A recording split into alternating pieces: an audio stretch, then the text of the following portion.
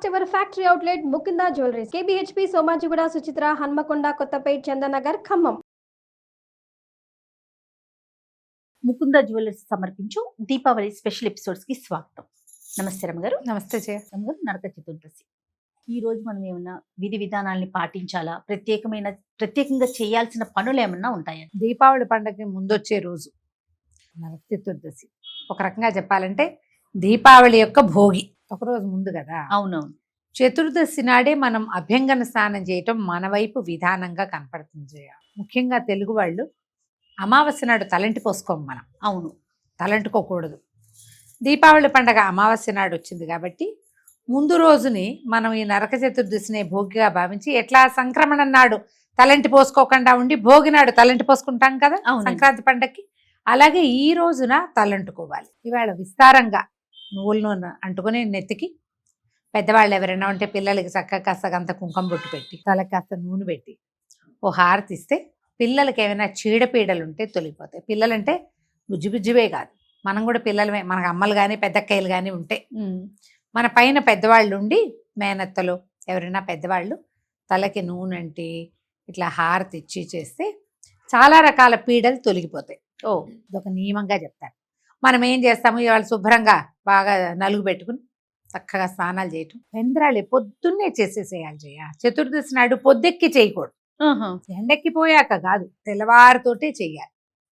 అప్పుడట ఆ కాలంలో ఏది ఇప్పుడు ఈ నరక చతుర్దశి మనం నరకుని యొక్క మరణం గురించి కథలు చెప్పుకుంటాం కదా. ఆయన ఎవ్వరిని అలంకరించుకొని ఇచ్చేవాడు కాదట. నరకాసురుడు ఉన్నప్పుడు జనం అంతా మట్టి కొట్టుకుపోయి ఉండేవాళ్ళు.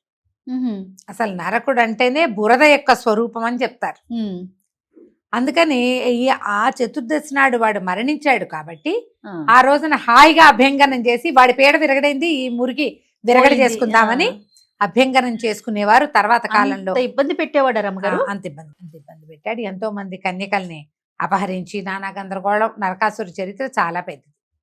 అయితే ఈ రోజునే నరకాసురుణ్ణి కృష్ణ పరమాత్మ సంహరించాడని చెప్పబడుతుంది. అందుకని ముందు మనం చక్కగా అభ్యంగనం చేసుకోవటం.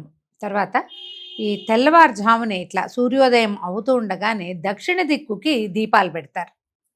యమదీపాలు అంటారు వీటిని. ఇది ప్రాంతాల వారీగా కనపడుతుంది. కొన్ని చోట్ల నియమంగా చేయాల్సిందేనని చేస్తారు. కొన్ని ప్రాంతాల్లో ఏం చేస్తారంటే ఈ మన గోగు కట్టెలు అవి వెలిగించి దివిటీలు, ఆ దివిటి దక్షిణం వైపుకి చూపిస్తారు. ఎందుకంటే ఇప్పుడు దీనికి ముందు కాలంలో మనకి పెద్దలు వచ్చారు.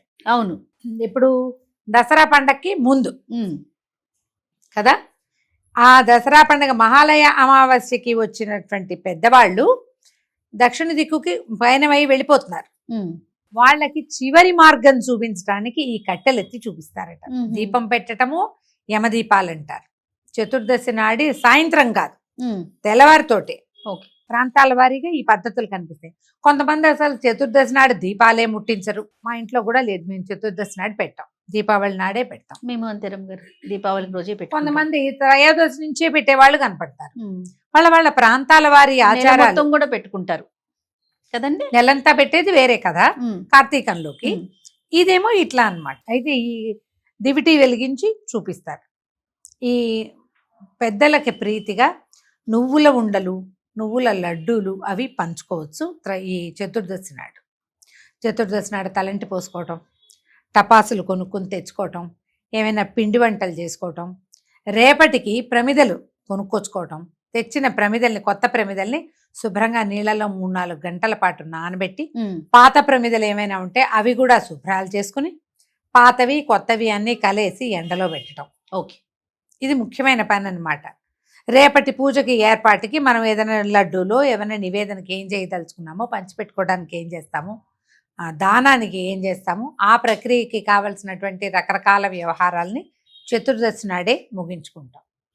ఈ నరక చతుర్దశి రోజున కొత్త బట్టలు కట్టుకుంటారు చాలా మంది. పండగ నాడు కట్టుకునే విధానం కొన్ని చోట్ల అమావాస్య పనికిరాదు కాబట్టి ఈ పూట ఒకసారి కట్టించి చతుర్దశి నాడు స్నానాలు చేయించి పిల్లలకి కొత్త బట్టలు కట్టించి హారతులు ఇచ్చి మంగళహారతులు ఇస్తారు. అవును, హారతి ఇచ్చి కాసేపు అటు ఇటు తిరిగాక బట్టలు విప్పి పక్కన పెట్టించేస్తారు. మళ్ళీ పండగ రోజున మళ్ళీ వేయిస్తారు.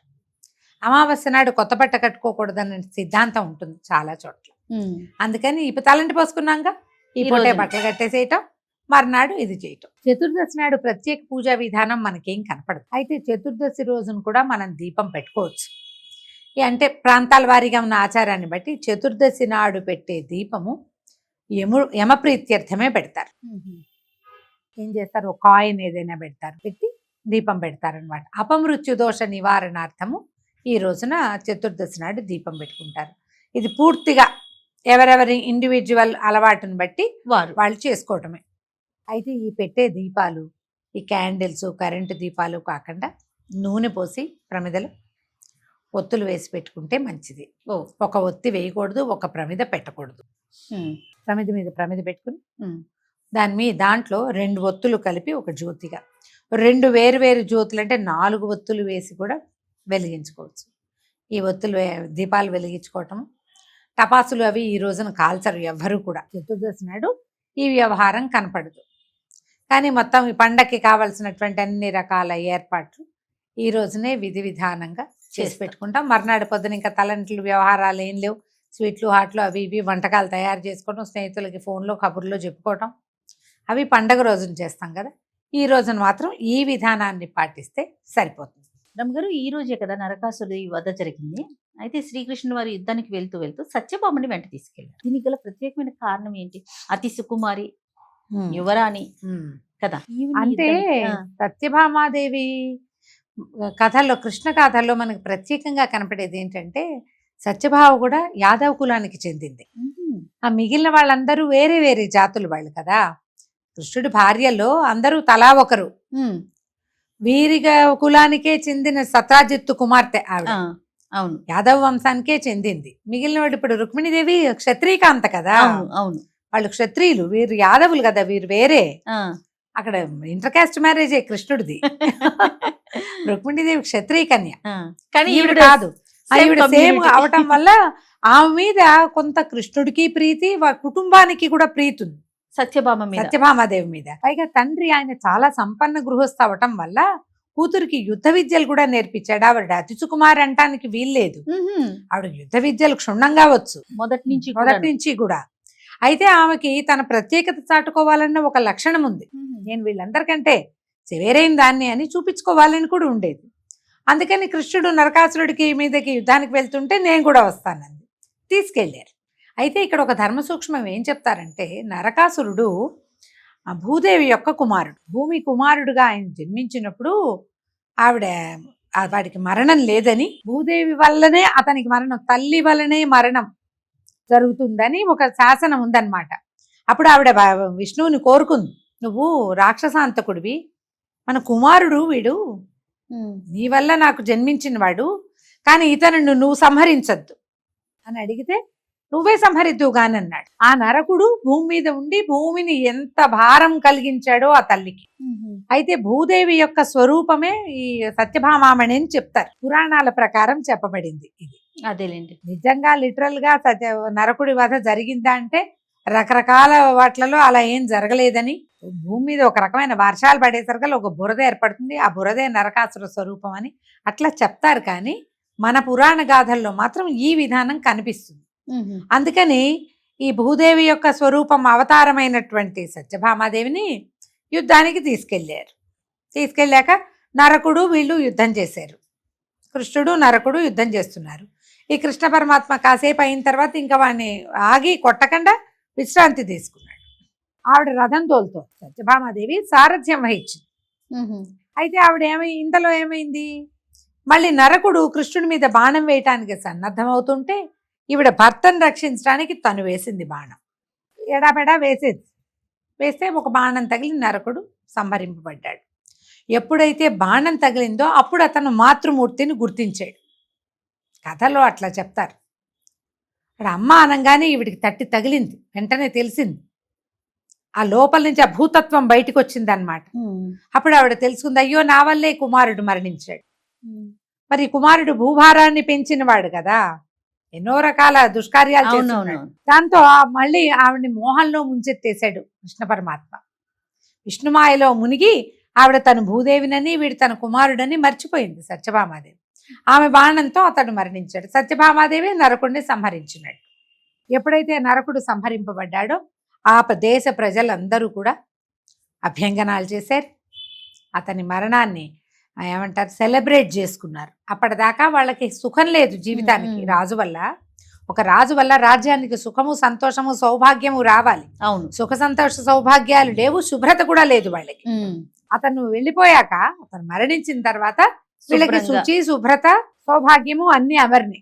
అందుకని వాళ్ళు దీపాలు పెట్టుకున్నారు. అప్పుడు భూమంతటా దీపాలు పెట్టబడ్డాయని చెప్తారు. ఎందుకంటే భూభారానికి పెద్ద కారకుడైనటువంటి నరకుడు మరణించాడు కాబట్టి ఇలా దీపాలు పెట్టుకున్నారు. ఆమె భూదేవి అంశ అవ్వటం వల్లే ఆమెను తీసుకెళ్ళాడని కథనంలో పురాణ గాథల్లో చెప్తారు. స్త్రీ వల్ల మరణం ఉంది, తల్లి వల్ల మరణం ఉంది. భూదేవి స్వరూపంగా కనపడడం మనకి ఇంకెక్కడ కనిపించదు. తర్వాత కాలం ద్వాపర యుగంలోనూ అక్కడ కనిపించదు.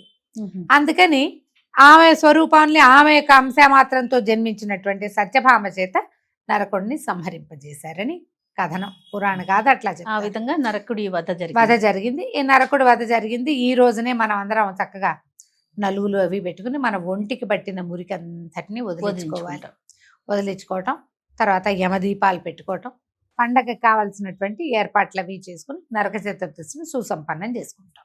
నమస్తే. నమస్తే జయ.